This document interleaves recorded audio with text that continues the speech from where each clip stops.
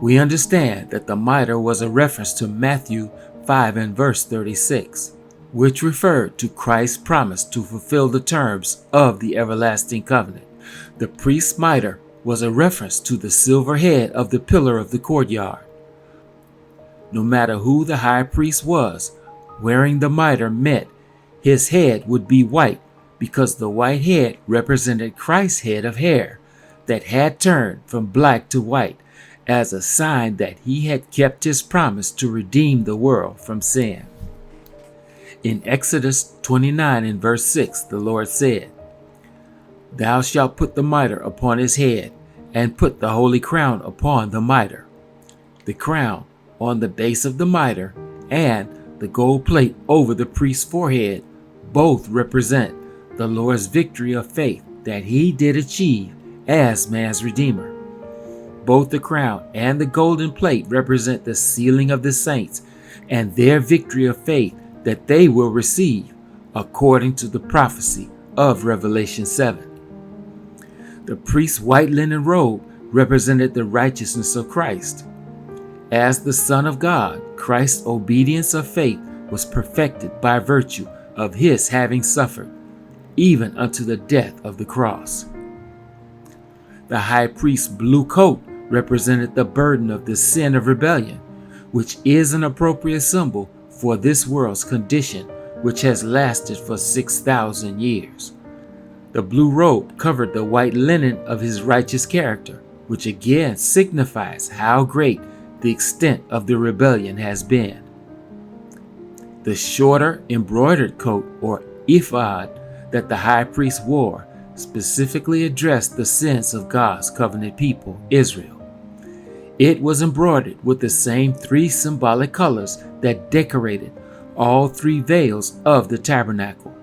Worn over the priest's blue robe, it was his coat of many colors, because it was designed to remind Israel of Joseph, the son of Israel. The ephod that the high priest wore referred to the coat of many colors that Joseph wore. As this diagram shows, Joseph was a type of Christ, whose story was a prophecy of the Messiah. Joseph was God's faithful servant who saved his family and the whole world from 7 years of famine and hunger. Joseph interpreted the king's dream and was graciously rewarded when Pharaoh gave him the land of Goshen, which was a metaphor of heaven. The 7 years of famine exhausted all of the resources that the people had, such that no one had any more money to buy bread with. No one could buy or sell unless they came to Joseph, who, having gained the favor of the king, controlled the supply of grain. The girdle around the high priest's waist was also embroidered with the same 4 colors of red, blue, purple, and gold. It was the alpha of the golden girdle that John saw Jesus wearing in Revelation 1 and verse 13. Christ's golden girdle in Revelation brings to mind the word of the Lord that says, "But with righteousness shall he judge the poor, and reprove with equity for the meek of the earth. And he shall smite the earth with the rod of his mouth, and with the breath of his lips shall he slay the wicked. And righteousness shall be the girdle of his loins, and faithfulness the girdle of his reins." Isaiah 11 verses 4 and 5 explain the meaning of the multicolored belt that the high priest wore. In order for Christ to become the great judge that Isaiah describes, he would first have to endure the experience of carrying upon himself the sins of the world. In that sense, the latter explains the former, since the former was the prophecy of his suffering and death. The breastplate had 12 different gemstones that represented the 12 tribes of Israel. Each gemstone had a tribe's name inscribed on it. In Revelation 21, these 12 gemstones are the foundations of the wall of the New Jerusalem. The stones on the breastplate were a symbol of the high priest's burden that was literally on his heart. In Matthew 6 and verse 21, the Lord said, "Where your treasure is, there will your heart be also." The high priest's treasure was literally a collection of 12 precious gemstones mounted on a solid gold plate, each stone having its own name, its own peculiar quality, and its own unique value. The stones on the breastplate were a symbol of the burden on Christ's heart, which is the victory of the saints. That explains why the gemstones in the breastplate just happen to be the names of the 12 gates to the city, the New Jerusalem, which is another symbol of the kingdom of heaven. The Urim and the Thummim that rested on the shoulders of the high priest were a reference to Isaiah 9, verses 6 and 7. The Bible says, "For unto us a child is born, and unto us a son is given, and the government shall be upon his shoulder, and his name shall be called Wonderful, Counselor, the Mighty God, the Everlasting Father, the Prince of Peace." The government Isaiah refers to is the hierarchy that we saw earlier in Exodus 18 and 28. What's most interesting about these two stones is the fact that they divide Israel into two parts, which was Israel's fate when the two sons of Solomon divided the nation of Israel into two parts. Rehoboam ruled over the cities of Judah in the south, while Jeroboam ruled over the cities of Israel in the north. In symbolic terms, both the two stones and the history of the two kingdoms represent the judgment process that will take place when Christ divides the world into two parts, having the sheep on his right hand and the goats on his left. The hem of bells and pomegranates on the high priest's blue robe is a reference to the commandment the Lord gave Israel in Numbers 15 and verse 38.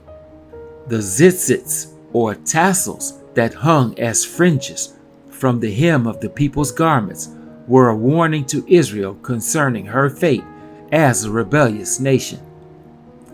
Over time, the hem of a garment would unravel from the friction of rubbing the ground and from the shoes of one's feet while walking. The Lord used that illustration to make his point about the feet of Israel, which represents one's chosen path or destination. The fringe, being a mixture of blue and white, was God making his point about the path of rebellion that Israel would take. The white thread of righteousness mixed with the blue thread of rebellion would cause the fabric of Israel as a nation to come apart or unravel. The kingdom of Israel in the north was taken into captivity by Assyria, while the kingdom of Judah was conquered by Babylon. Both kingdoms were overcome by a foreign power as punishment for having chosen the path of rebellion against God. That was the nation divided and conquered because of sin. The hem of the high priest's garment was different because of the 4 fruits, called pomegranates, that hung from it. Fruit always represents the end result of a growing process over a certain period of time. The hem of the high priest's garment was unprecedented in that it was only mentioned in the context of the high priest. The hem's pomegranates and golden bells were unique to the high priest and his office. They represented the love of God that came between each one of the 3 colors that stood for sin, rebellion, and idolatry. The hem of the high priest's garment was a reference to Christ, the great physician, according to Matthew 9 and verse 20 and Matthew 14 and verse 6. And behold, a woman which was diseased with an issue of blood 12 years came behind him and touched the hem of his garment. For she said within herself, "If I may but touch his garment, I shall be whole." But Jesus turned him about, and when he saw her, he said, "Daughter, be of good comfort. Thy faith hath made thee whole." and the woman was made whole from that hour. In Matthew 9, the afflicted woman was the nation of Israel. The issue of blood was her abuse of the ritual of sacrifice for sin, while her touching the hem of his garment was her recognizing both what had caused her affliction and the only remedy for her condition, precisely because the hem of Christ's garment explained what was the issue that had to be addressed. The woman reaching for the hem of Christ's garment meant she knew what the problem was and what it would take to be healed. The story was a prophecy of the church's victory of faith that would be realized by virtue of the cross. It was the promise that Israel would make the transition from Judaism to Christianity based on the lessons learned from the first Israel's failed covenant relationship. The arrangement of bells and pomegranates immediately brings to mind the same imagery that was the design of the innermost covering of the tabernacle. That imagery explained how the rift in heaven, which was represented as the blue loops of rebellion, was healed by the 50 gold clasps that represents God's love realized on the day of Pentecost. The gold clasps joined together the two halves of the angelic host that had been divided by Lucifer's rebellion in the beginning.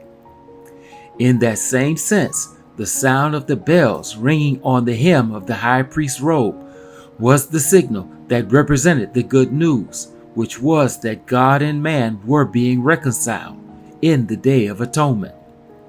In ancient times, the bells produced a distinct sound that meant the time of the final atonement was taking place before the Ark of the Covenant in the most holy place.